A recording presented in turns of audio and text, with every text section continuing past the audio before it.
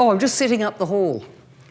I've been running these death cafe meetings in Masterton for a few months now. My husband, Joel, hates it.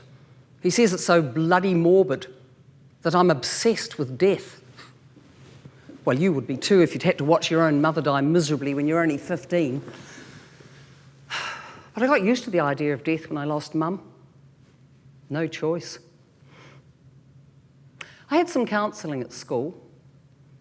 It helped, sort of.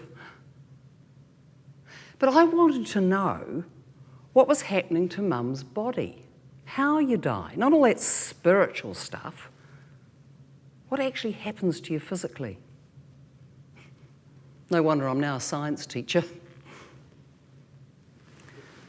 Couldn't talk to Andrew, Mum's partner. He wouldn't accept the fact she was dying, kept shoving books at her about people who'd survived cancer. We've got to have hope, he says. Yeah, right. Well, it's fine to have hope, but you've got to be realistic. Doctors are used to fixing things. They're hardwired to cure, not to accept they can't save everyone. They tried to talk to me. It was pathetic. Just kept trotting out euphemisms. Trying to help me, I suppose, but it didn't work. No one would tell me the truth. Of course, we've handed the whole caboodle over to them. They play all the parts. Arbiter, judge, healer, general, emperor. I just wish they'd admit they don't have all the answers.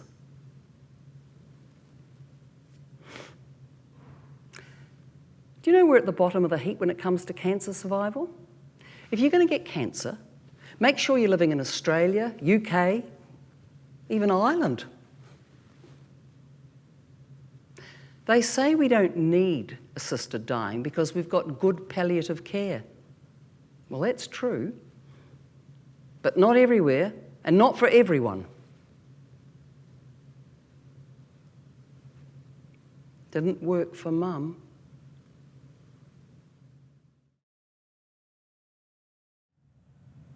Oh, why can't I do it? I've been sitting here in the car park for a good half hour. I've been over and over this in my mind 1,000 times. I know I've made the right decision, so why am I hesitating?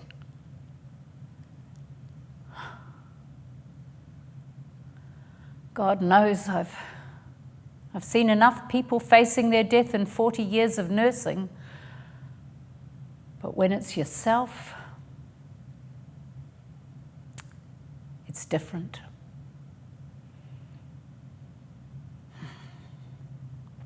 Can I trust this Josie? Oh, Josie runs the Death Cafe here in Masterton. And by all accounts, she knows what she's doing. I hope so, because I'm about to ask her to break the law. Are you shocked? You shouldn't be. Let's be realistic. There are oldies up and down this country importing drugs like Nembutal from Mexico and China. Sure, some are being pinged by customs, but heaps are getting through. And nobody is being charged. Why not? Optics. Because it'd be a terrible look to have a whole lot of 80 and 90-year-olds shoved in the clink. Huh. Oh, did you hear about that woman Susan Austin in Lower Hutt? She helped her friend die, but they didn't send her to prison. She was only fined for importing pentobarbital. She was found not guilty of assisting suicide. Yeah. She's inspired me. And I've joined her branch of Exit International. And believe me, none of this is easy. I've always been someone who did everything by the book. Oh, God, it's so surreal. I never imagined myself in this situation. But I'm going to do it. I'm going to take back control, and I'm going to ring this Josie. Oh, Alan, my husband, he's going to be horrified. He thinks that we should fight the illness, that miracles happen. Yeah, right.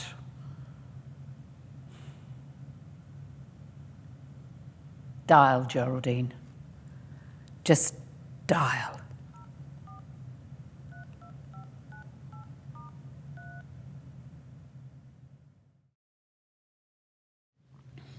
I've got some newbies coming to the meeting tonight. Can be a bit awkward. Often they're nervous and a bit anxious.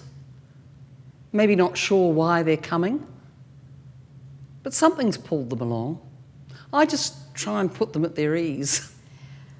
Oh, I'm sorry. Am I in the right place? I've come for a meeting. Yes, I'm Josie, the one you rang. Oh, I'm Joan. Hi, Joan. Come and sit Am yourself... I too early? No, not at all. Just sit yourself down. I wasn't sure where to come, so I left in good time. Oh, I should have given you directions on our Facebook page. Oh, I don't do Facebook. Oh. So how did you find out about our meeting, Joan? My friend at church. Her daughter goes to one in Auckland. Oh, we're like mushrooms springing up all over the place. Are you a local? Yes, Martinborough. My family's lived in the Wairarapa since the 1870s. Farmers? Mostly. And the church, of course. The first bishop of St Patrick's here in Masterton was one of my ancestors. Ah, local gentry. Oh, right now I'm completely outside my comfort zone. Not used to talking about death? Certainly not over coffee and cake. Well, it's very civilised. Was it your idea, the Death Cafe? Oh, heavens no. No, some Swiss psychologist set up the first one about 15 years ago. Then it spread throughout the rest of Europe and the UK. Well, there are heaps all over New Zealand now. I told my priest last Sunday that I was coming to a Death Cafe meeting. What did he say? Why would you want to be doing that for, Joan? Are you trying to do me out of a job? Hey, are you his spy? I bet he wants you to report back. Our church is very active on this euthanasia bill. All against, I bet. The bishops put out a strong statement. They tell us that in the Netherlands, anyone from the age of 12 can request assisted suicide. 12? Joan, that's not going to happen here. How can you be sure? Look, People will push for more. The disabled, the mentally ill, even people who are simply tired of life. the Maggie Barry argument. Well, she has a point. The woman is a fearmongerer. And anyway, there'll be so many safeguards. I'm so pleased that we're having this referendum and that Parliament didn't just decide for us. No, the referendum is letting the politicians off the hook. They're abrogating their responsibility. Are you going to vote no? I think so. Well, you're not sure? I was, until I started chatting with old Jack. At your church? No, Jack's a neighbour. He's in his mid-90s, a retired ag-research scientist. He's lived alone since his wife died 10 years ago now. He's getting pretty shaky on his pins, but he refuses to go into care. He said, "Don't worry about me, Joan, I'm all sorted." What does that mean? Means he's stashed away enough drugs to kill himself. Where did he get those? I have no idea. So you've changed your mind about euthanasia because of Jack? I don't want him to feel that the only choice he has is to kill himself. Just like that 100-year-old guy in Australia. He was a scientist too. Took himself off to Switzerland to end his life, said he'd had enough. That's what Jack's saying. He's had enough. Oh, it's all so complicated. And the media doesn't help. All they write are horror stories about people dying in agony and wanting to kill themselves. Dying badly in New Zealand. Terrible title. Seduced by death. The Dutch cure. Don't talk to me about the Dutch. Or what about this one? Forced exit. Better off dead. It's no laughing matter. You're right, Joan. I'm sorry. We need this referendum. That will settle it. You must be a member of New Zealand First. I am, actually. Winnie's got you all thinking that referenda are the answer to everything. So, Joan, what really brought you along here tonight? I mean, apart from reporting back to your priest. Jack's situation? I find it disturbing. I wonder if I'll feel like that if I live to my 90s. Well, you can live too long. You know, my nan used to say, I've lost all my mates. I've outlived them. I don't want to be here. I shouldn't be here. I'd be perfectly happy if I didn't wake up in the morning. Would she have ended it if she had the means? Hard to say. The Bible says, thou shalt not kill. Look, Joan, only the dying really know what this is about. All the rest of us can do is to hypothesise about what we might do.